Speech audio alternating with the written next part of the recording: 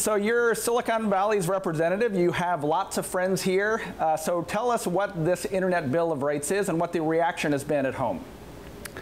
Well, the Internet Bill of Rights is a simple document to say that people's freedoms and security need to be protected online.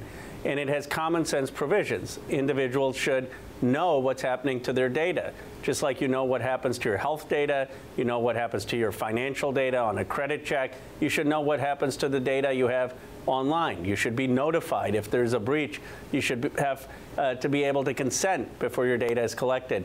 And it's gotten a very good reception. I mean, Tim Berners-Lee, who was the founder of the World Wide Web, helped with it, supported it. And many tech leaders understand that we need well-crafted regulation.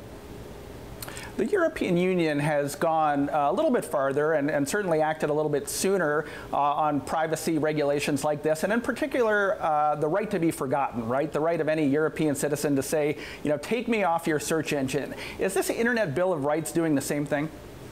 No, it's not. First of all, we have a First Amendment in the United States, so the right to be forgotten would be unconstitutional. If I don't like this interview, 5 years from now, I shouldn't just be able to say, delete it from the internet because it doesn't make me look good. And that's what the right to be forgotten is. It would be unconstitutional. Also, Europe has consent required in every use case. So if you go to a European website, anytime you see an ad, you have to click consent, which means users are having to click consent 20, 30 times in a day.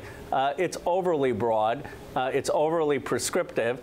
And Europe hasn't rivaled America's innovation. I mean, they have, what, a few tech companies that have emerged there. They don't have the innovation we do. So this is more inconsistent with our Constitution. It's pro-innovation, but it's saying that we do need some basic protections here in the American context.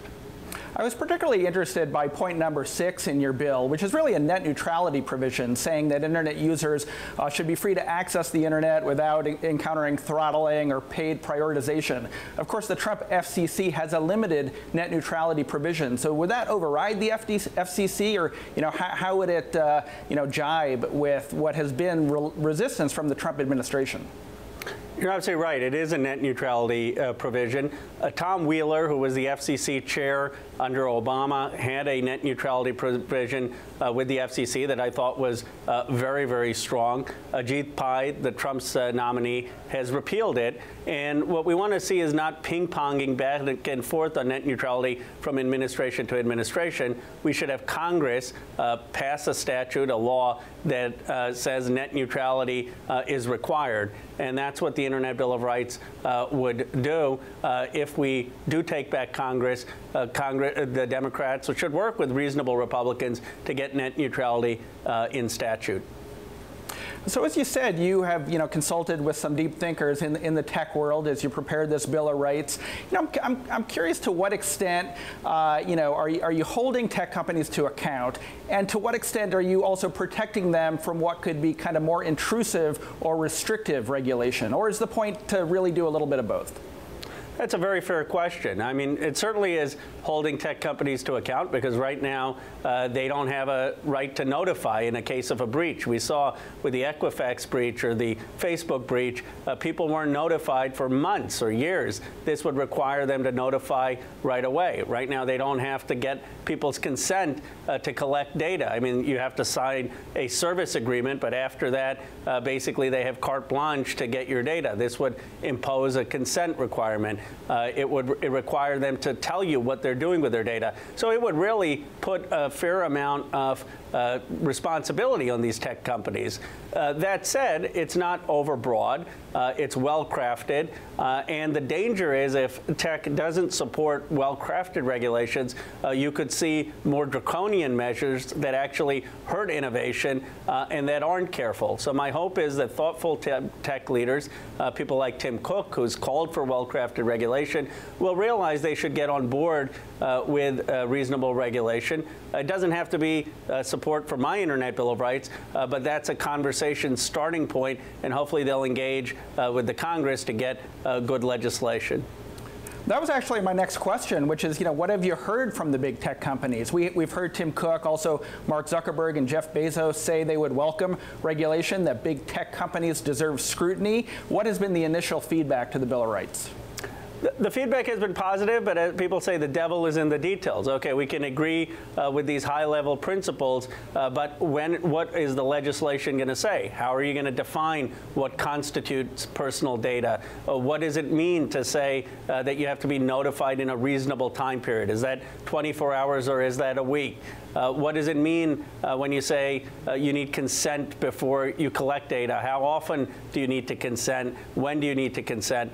So I think all those questions are going to fall to the Energy and Commerce Committee in the House of Representatives. The details of this legislation are really going to matter. And I hope that Congress will consult nonprofits, academics, and outside tech leaders, because I'll tell you, the expertise isn't in the building, and we need to engage with the tech community in crafting regulations that are thoughtful and make sense. Congressman, what are the political prospects for the Internet Bill of Rights? Does it depend on a particular outcome in the midterms and perhaps, the Democrats taking either one or both branches of Congress?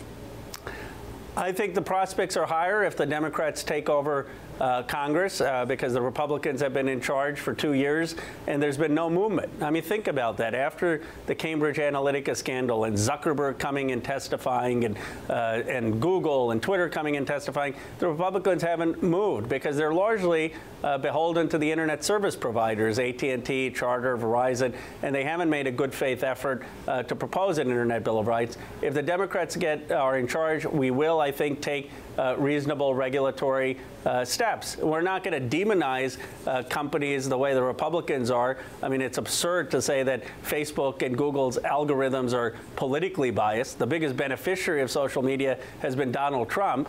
So I think some of the Republican attacks lack a knowledge of how these algorithms work. But we are, I think, going to propose reasonable regulations, and hopefully moderate Republicans would come on board. Congressman, let me change the topic a little bit and ask you about Facebook and the upcoming elections. They recently gave reporters a tour of their war room, and they claimed some success in countering voter suppression and fake news in the run-up to the Brazilian election. Is Facebook doing enough in your mind? Well, they didn't do enough in 2016. I think they're taking constructive steps, and they need to do even more. Look, part of me is sympathetic. They started 14 years ago with maybe 20,000, 100,000 people, and now they've grown to 2 billion people. That's a huge platform, bigger than any nation. And so to figure out how do you have controls on this to prevent incitement of violence, voter suppression, human rights abuses is a big project. What I think they need to do is hire many more people who are humanists, who are ethicists, to help them come up with standards of what requirements there should be for third-party verification, for weeding out bots, for weeding out hate speech or propaganda. I think they need to hire a lot more people and hire more humanists to work there. But I'm glad that they are taking steps, and it's a start. One more question while I have you. I remember you being quite skeptical of Amazon's takeover of Whole Foods, of AT&T's acquisition of Time Warner. As skepticism has risen about the big tech platforms, do you think the rest of Congress is coming around to your view of antitrust? I think there are. There's a large concern that you can't have anti-competitive mergers that hurt communities, that hurt local business, that hurt wages, and at the very least, these mergers need to be scrutinized. I helped found the Antitrust Caucus. I've been very clear that it can't just be that big is bad. You need actual review, and you need to look at what the impact is for consumers, what the impact is on jobs, what the impact is on wages, what the impact is on communities. But we need to empower the FTC and the Department of Justice to conduct those reviews, to provide those resources. I think there's a growing consensus, both on the right and the left, that we need strong antitrust laws that do their job.